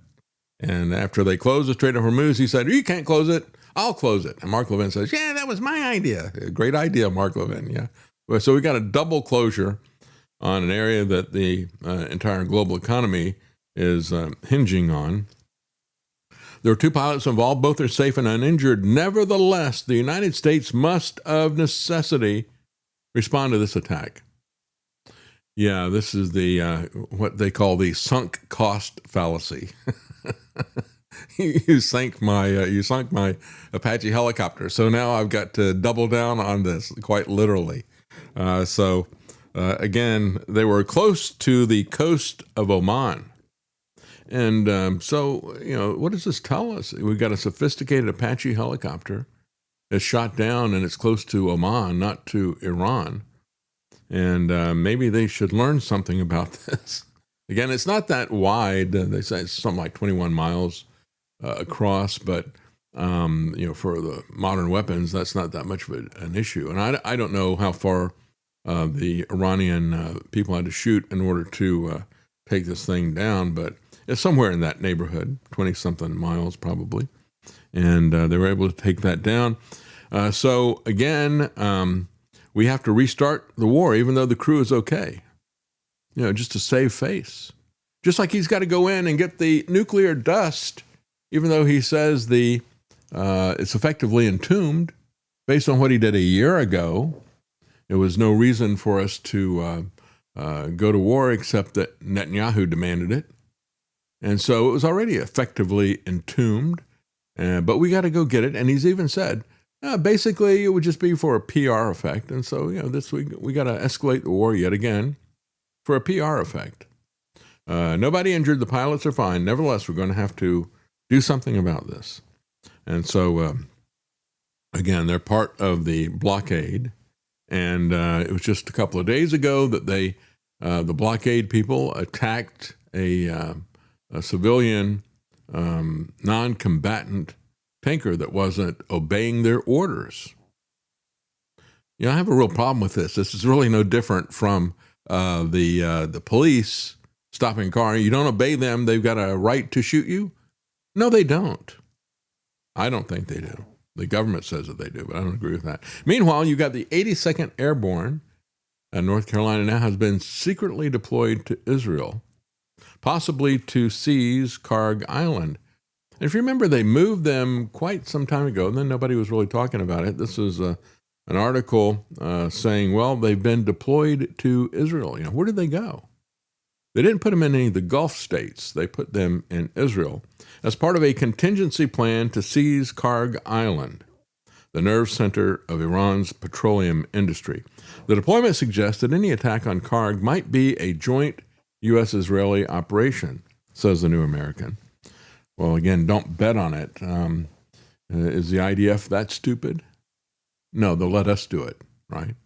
Because Trump is that stupid. I trust the Marines, said Lindsey Graham. Remember that? Yeah, they took Iwo Jima. He didn't say they. He said, we took Iwo Jima. We can do this. My money is always on the Marines. You guys go. I am all behind you. I'm way behind you. So it wasn't him that was involved in it. As the New American points out, Graham forgot to mention, or perhaps it wasn't even important to him to mention the fact that 7,000 Marines died on Iwo Jima. Their lives don't matter. It's just like Trump boasting, we've only had 13 people killed. Their lives don't matter, right? Baker's dozen, who cares? Well, their families care. And we ought all to care because we started this war. Our government started this war. Military Times reported back in March, these soldiers from the 82nd Airborne could be used for several purposes, including an attempt to seize Karg Island. Earlier in March, Reuters reported that there had been discussions within the Trump administration about an operation to take the island. Such a move would be highly risky since Iran can reach the island with missiles and drones. And of course, Scott Ritter, who was a Marine himself, Marine retired, he was just apoplectic about this. He said, can't believe that they would expose them to this kind of risk. Here's the 82nd Air. How are they going to get them on there? Any way that you bring these people in, you try to fly them in, you try to bring them in by boats, you try to drop them out of planes with parachutes. They'll be sitting ducks for the modern weapons. This whole idea of this Marine Expedition Unit and all these other things is something of an anachronism, and certainly this would be. Field Marshal Graham, says the New American sarcastically, who wants South Carolinians to, quote, and he has said this, send their sons and their daughters over to the Middle East for Israel. Because, again, as he says, I'm with Israel. I always will be. I'm with Israel. He's not with South Carolina, folks. Maybe the South Carolina people can finally throw out this corrupt guy. But, again, they can't because the elections are rigged. It's a selection. And many people have commented and sent information and say, I'm from South Carolina. We can't stand Lindsey Graham. We can't get rid of him. It's because of the way that they have set up the power of these political parties.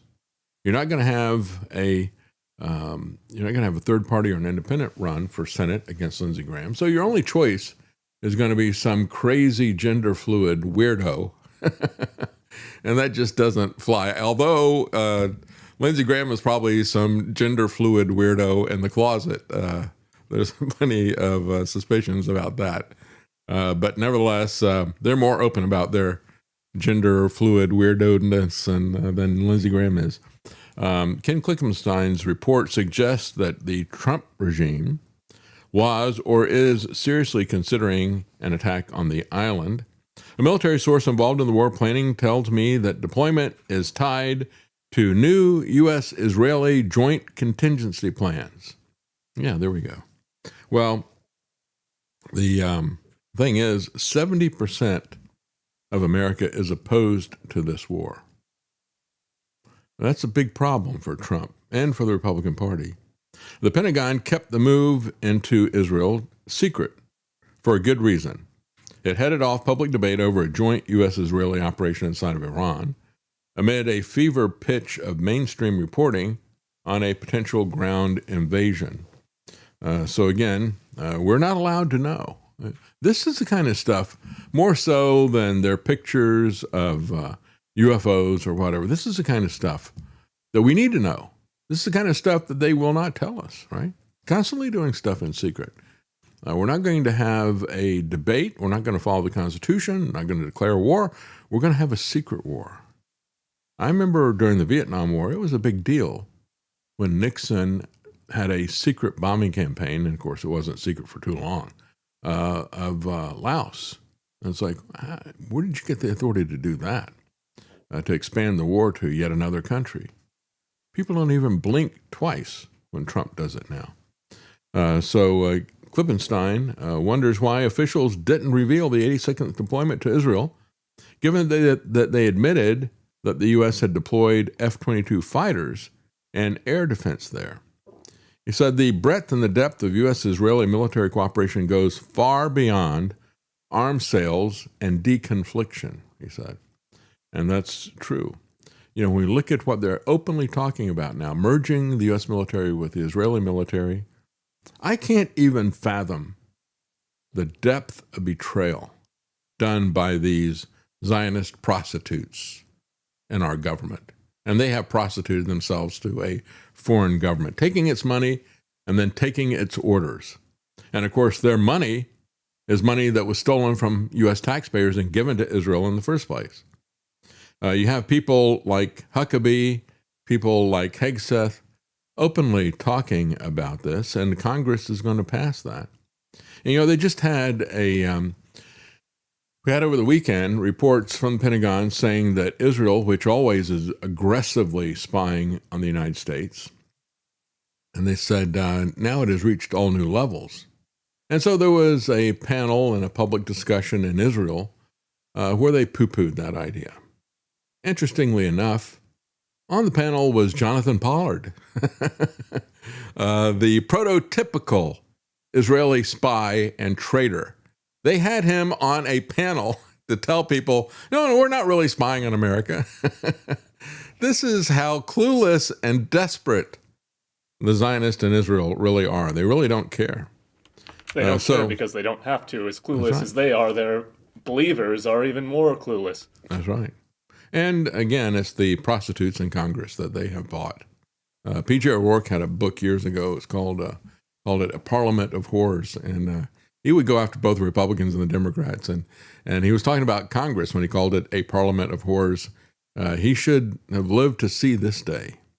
Yeah, he truly would not have believed what literal whores they are. So the two countries are deepening their intelligence sharing again as well. And we've seen this for the longest time. I mean, you had the Five Eyes alliance of 5 English-speaking countries, the U.S., Canada, Great Britain, New Zealand, and Australia. Well, they're going to make them the 6th eye.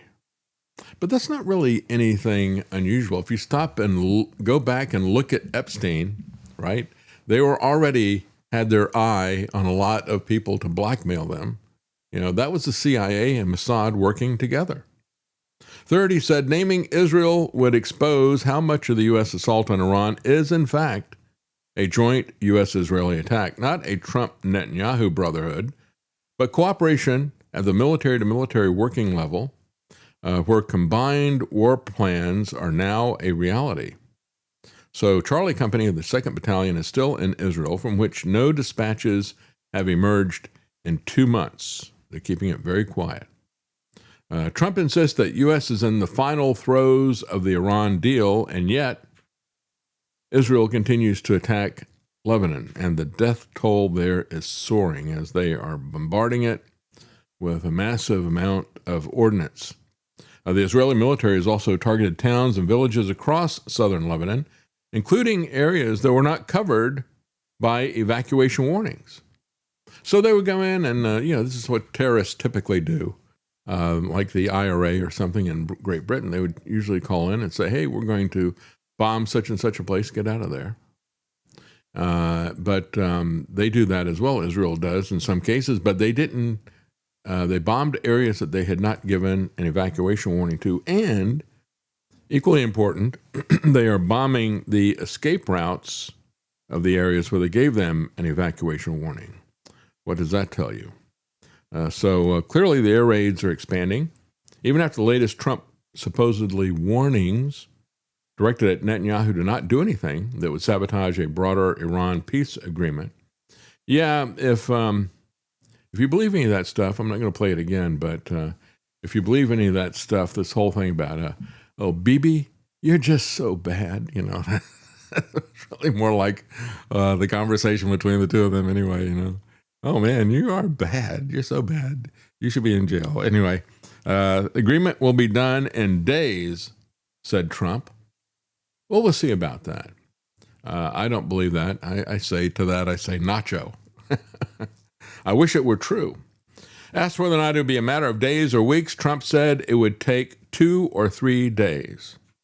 And there you have it. Straight from the mouth of the ultimate liar. A bigger liar, a bigger fabulist, if you will, than George Santos. And I say bigger because Trump's lies matter more. The White House is saying that he will forge a deal, which is good for the American people, whether or not Israel likes it. Well, do you believe that at all? I don't for a minute. Again, as Israel is attacking Lebanon, they are bombing areas that they did not give an evacuation to. They're bombing evacuation routes from the areas that they did give a warning to. They have bombed a Palestinian refugee camp, targeting civilians constantly. There have been a series of airstrikes north of Tyre along the same road that people use to exit. Vance has also said in his latest comments on Fox, he said the U.S. main objective in Iran is to ensure that Iran doesn't have a nuclear weapon. Well, then I guess we could have left a long time ago because their nuclear stuff has also been encapsulated, according to Trump. Was he lying to us then, JD, or are you lying to us now? Why do we have to keep pushing and pushing on this? So Netanyahu has rejected Iran's red line not to attack Lebanon, and yet Trump is telling us that it's just 2 or 3 days we're going to have this. I'm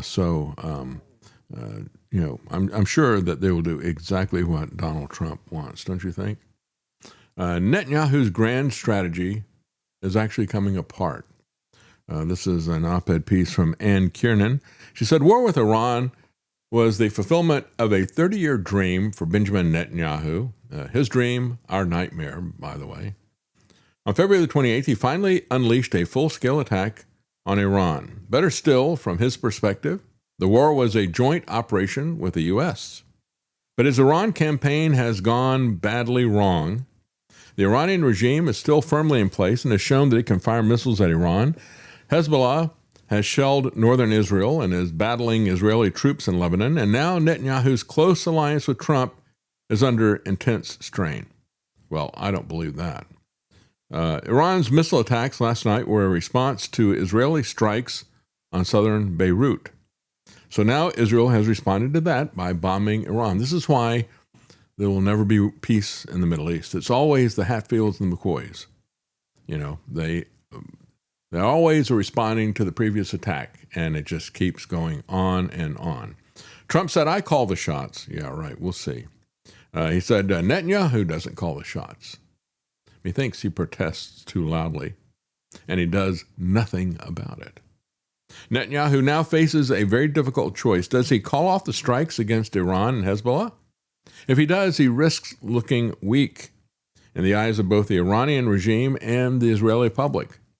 Or does he defy Trump and endanger his domination of America. Now, this author says is alliance with America. No, it is domination of America. The dilemma is all the more acute because the peace deal that Trump is working on seems likely to leave Iran in a stronger financial position. And so the closure of the Strait of Hormuz has given the Islamic Republic a new powerful tool. Tehran has shown that it can hit U.S. military bases and the infrastructure of the Gulf states, and it has further strengthened Iran's deterrent capability. Netanyahu insists that his country must have a free hand to go after Hezbollah. And let's just remember, where did Hezbollah come from? Hezbollah was organized as a resistance to an Israeli invasion of Lebanon. That's why you have Muslims and Christians supporting Hezbollah against the Israeli aggressors who come in preemptively with this. So who are the terrorists? When you terrorize a country, when you are the aggressor, you are also the terrorist. You've decided that you're going to use force or even the threat of force to achieve your social or political goals. The brutality of the Israeli campaign in Gaza has done immense damage to Israel's international standing. The International Court of Justice is agreeing to consider accusations that Israel has committed genocide. Here is a clip of a guy who is actually an older guy who was actually caught up in the Holocaust with Germany. And he says that and he's Jewish, he says what the Israeli government is doing in Gaza is a Holocaust. What's happening in Gaza is a Holocaust. And what is currently being designed by the Israeli government is the final solution to their Palestinian problem. And as a Holocaust survivor, my reaction is not in my name. Extermination, dehumanization, starvation, blockade, lack of water and medication, the destruction of the health service, the hunting down of doctors, the hunting down of journalists, safe places which turn out to be not safe at all, but traps, concentration camps, all this together makes a clear Holocaust. Clearly, all these elements are not in any way different from similar actions by the Nazis during the Second World War. Gaza is an open-air concentration camp. In a sense, it's an extermination camp because there is no way out other than dying through bombing or disease or lack of food. Only alternative is to agree to be replaced somewhere where you don't want to be. I had not only the experience of the Holocaust and the hiding and the discrimination, etc., but the fighting went through our particular area where we were hiding. When we came out, when it was all over, I saw total devastation. Just like when you see the pictures of Gaza, destroyed buildings, piles of rubble, dead horses, dead people. I see exactly the same in Gaza. However, the great difference is that what I witnessed was a byproduct of two armies fighting. And what I see in Gaza is a deliberate destruction. And I think it's a degree evil, greater evil than what I've seen. Yeah, absolutely. Yeah. It is not the product of two armies fighting that's destroying the city. It is one army unilaterally attacking civilians. There is no case that can be made for that is ethical or legal case. There's no way that you can excuse that. As a matter of fact, when you look at Hamas even, it was Netanyahu and his people who pushed to get Hamas in as the government in Gaza because they wanted to have an excuse to go after the so-called terror machine. Said he has crippled Hezbollah. He has crushed most of Hamas's terror machine, he said, and devastated Iran's nuclear and missile programs. I don't think so. I don't think any of that is really true. These claims look increasingly flimsy. Hamas is still in place in Gaza. Hezbollah is still a powerful force in Lebanon, hence their presence there, why they're still fighting there. And Iran still has, the Islamic Republic, still has Iran in its grip, and they're still able to launch missiles at Israel. In each case, Netanyahu made the same mistake. He chose to pursue, and here's the key, Netanyahu chose to pursue an entirely military solution to Israel's security problems, ignoring political and diplomatic dimensions. And Trump and the Pentagon and Hegseth and all the rest of them are doing exactly the same thing. They are pursuing strictly military options. They will not do anything that is diplomatic or political. And this is something that's going to backfire. He has missold the tactical success of Israeli military and intelligence. The same thing that Hegseth and Trump are doing in terms of talking about how many bombs they have dropped and what the body counts are on the two sides. Israel cannot kill its way to security, and neither can the United States. You know, both Trump and Netanyahu have made their own countries less safe, less prosperous, while they enrich themselves personally. Both Netanyahu and Trump are corrupt criminals with their hands in the treasury. They've been caught time and again. The only reason they're not in jail is because of their political power, which is more evidence of corruption. You know, I've said many times, liberty is the one thing that you can't have unless you're willing to give it to other people. Well, the same thing can be true of your right to exist as a nation. That is something that if you're going to just disregard any political or diplomatic dimensions, and you're going to say that you are the only one that has a right to exist, you're going to find that you don't exist, because people are not going to put up with that. And the entire global community is catching on to that game.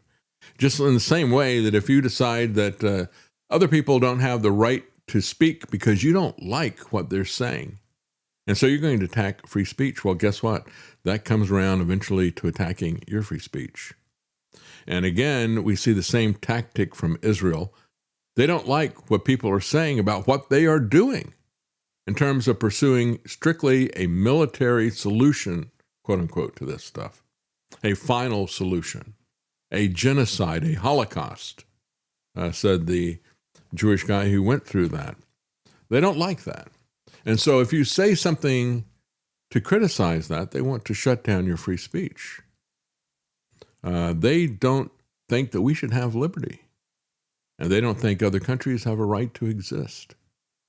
Israel can't deny the right to exist of everyone except itself. And that includes them taking over the United States, which they're doing as well. Trump and MAGA cannot deny free speech, as the Zionists are continually demanding that they do, and not fall into tyranny eventually here at home, where we lose not only our free speech, but all of our rights. And so there was an interesting article on Mises.org talking about the hazards of criticizing Abraham Lincoln's war. And every time you have a government that goes to war, the people who try to engage in a debate as to whether or not there should be a war are typically attacked by the people who start wars, by the tyrants who don't support the rule of law. Lincoln was such a man, and so is Trump, cut from the same cloth. One of the main concerns and debates surrounding war is that the supporters of war are often quick to accuse their political opponents of being unpatriotic, even traitors. They then silence their opponents under the guise of maintaining national unity. And as I read to you that article earlier, that woman was saying, oh, look, the people who criticize Donald Trump, putting his picture on currency, people who criticize that are unpatriotic. Because Trump is the country, right? Warmongers invariably cloak their acts of aggression in the language of righteousness. And, in this particular case, that is evidently true. When we look at dispensational theology, okay, the righteousness of supporting Israel, no matter what Israel does. This is why I've harped on the fact that modern-day Israel has no connection at all to the kingdom that King David ruled over. It has nothing to do with that. That was a theocracy.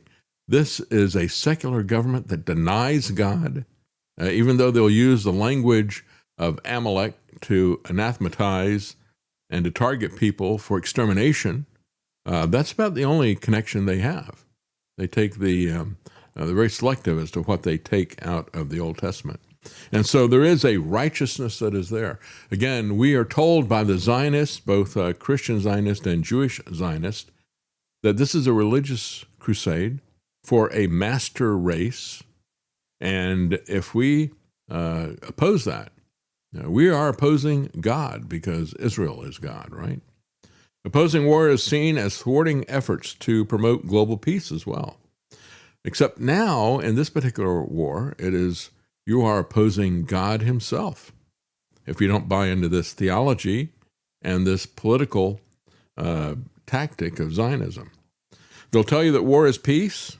They'll tell you that murder for theft is actually obedience to God. How Orwellian is that? And so looking back at the history of Lincoln, a 1994 lecture that Mises refers to, The Culture of War, they said, before long we were calling war peacekeeping. What used to be designated aerial bombing has now been euphemized into airstrikes, even surgical strikes, dishonestly implying a degree of accuracy which would make combat veterans laugh out loud. Citizens who criticize wars risk incurring the wrath of their own governments. For example, a book by John Chodes, The Northern Opposition to Mr. Lincoln's War, recounts the hardships experienced by Indianans, people from Indiana, who criticized Lincoln's war. The governor there, Oliver P. Morton, ordered that his critics be arrested, subjected civilians to military trials, imprisoned them in detention camps. He shut down newspapers, he imprisoned their editors. All this was done to rout out the traitors who did not agree that Lincoln's war was necessary to hold the Union together. Although Delaware and Virginia were, in principle, sympathetic to the Union, many citizens of these states were critical of the Republican view of the Declaration of Independence and the Constitution. Many in Delaware, for example, saw the Union as the union of the founders, as opposed to a sectional government that was dominated by Northern interests. To them, that did not constitute union. In Maryland, the South's First Casualty, that was the name of the book by Bart Rhett Talbert, he reports that citizens of Maryland were angered by the sight of 35 rail cars rolling through Maryland in April of 1861 as the war was kicking off, containing troops of the 6th Massachusetts Regiment. Marylanders came out to protest, cheering for Jefferson Davis and hurling paving stones at the rail cars. In the ensuing violence, there were 4 soldiers and 12 citizens who were killed, several others severely injured. The challenge in maintaining peace in Maryland was further illustrated by the fact that the National Guard was known to sympathize with the South. The governor there, Thomas Hicks, attempted to appease both sides. He said, "I'm a Marylander. I love my state, I love the Union, but I suffer my right arm to be torn from my body before I will raise it to strike a sister state." At the same time, he publicly was urging Lincoln, quote, not to promote bloodshed by forcing a way through Maryland. He expressed hopes that Maryland could remain neutral in the war. In response, Lincoln created the Military Department of Annapolis, commanded by General Benjamin Butler. This guy was a piece of work. He later was put in charge of New Orleans.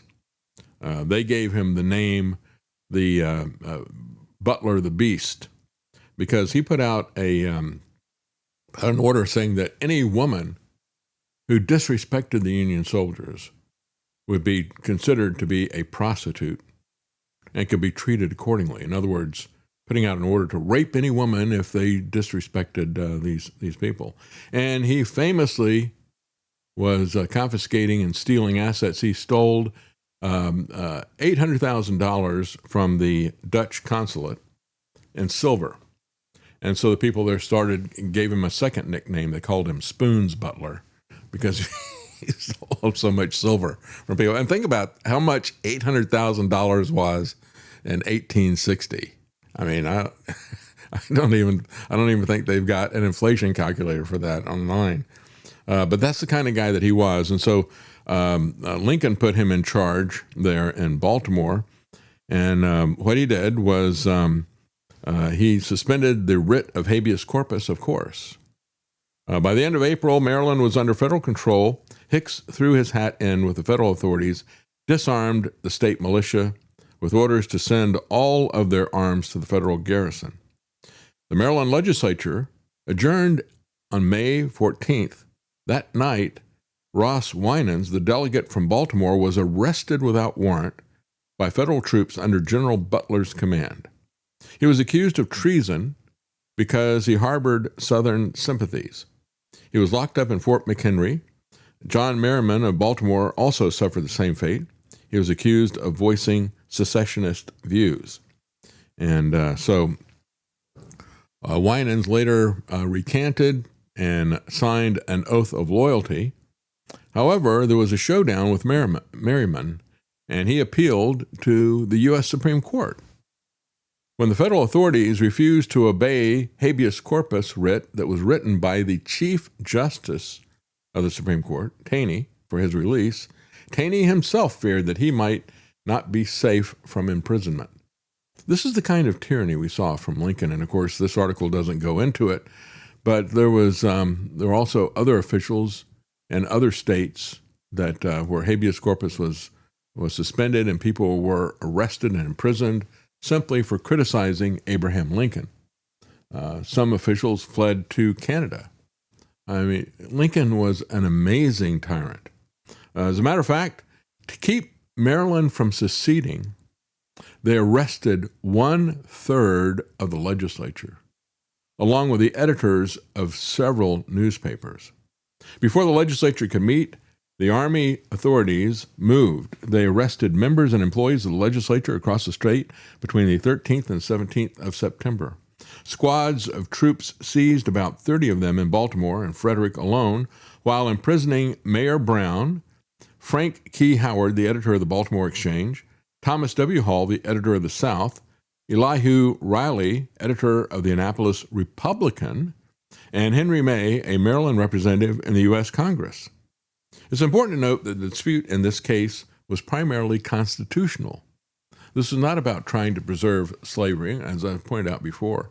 This is a fourth turning. It was about a move from agrarian societies and distributed power to the concentrated power of a nation state to support industrial power. We saw the same thing happening in European countries, especially Italy, which from 1865, the exact same dates, had a civil war, and it was about that fourth turning and the change from an agrarian-focused political institutions to institutions around manufacturing. So this is primarily constitutional. Conservatives argued the violation of the Constitution was unlawful, that unconstitutional conduct by the federal government was not justified to deal with the fake emergency created by the secession of southern states.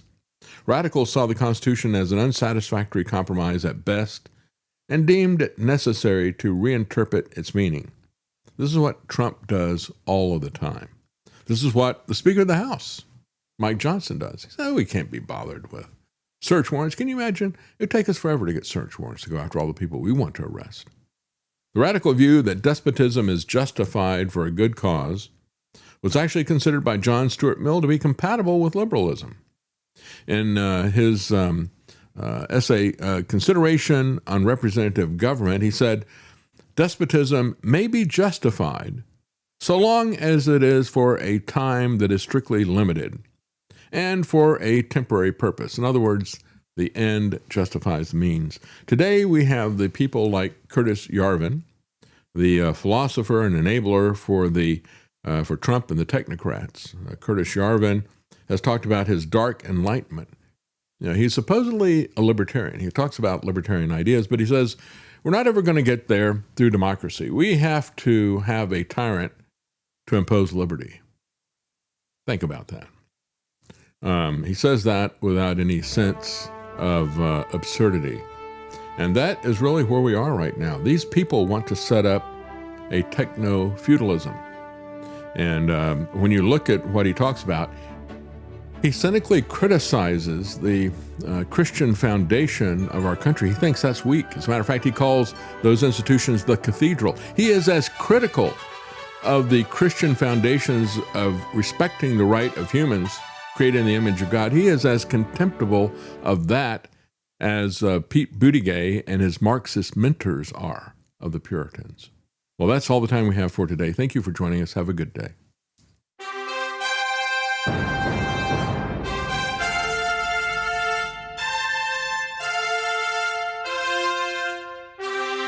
The common man. They created Common Core to dumb down our children. They created Common Pass to track and control us. Their Commons Project to make sure the commoners own nothing. And the communist future. They see the common man as simple, unsophisticated, ordinary. But each of us has worth and dignity created in the image of God. That is what we have in common. That is what they want to take away.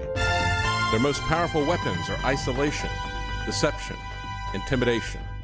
They desire to know everything about us while they hide everything from us.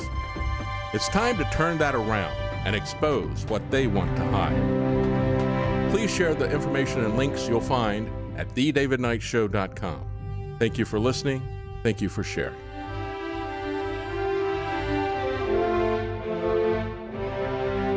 If you can't support us financially, please keep us in your prayers. thedavidknightshow.com.